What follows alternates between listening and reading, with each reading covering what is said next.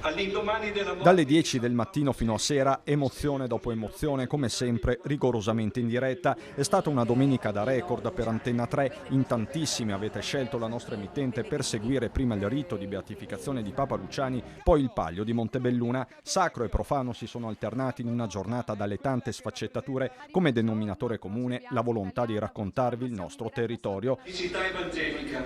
La giornata iniziata da Canale d'Agordo, terra natia di Albino Luciani, diventato pontefice per soli 33 giorni con il nome di Giovanni Paolo I. Dalla profonda montagna bellunese alla guida della Chiesa di Roma, una vita straordinaria il cui ricordo è ancora vivo in tanti veneti che lo hanno conosciuto anche come vescovo di Vittorio Veneto e patriarca di Venezia. La piazza del paese agordino è stata alternata a San Pietro, il grande e il piccolo, con la fede che unisce e annulla le distanze. Ut venerabilis servus Dei, Ioannis Paulus I, Papa.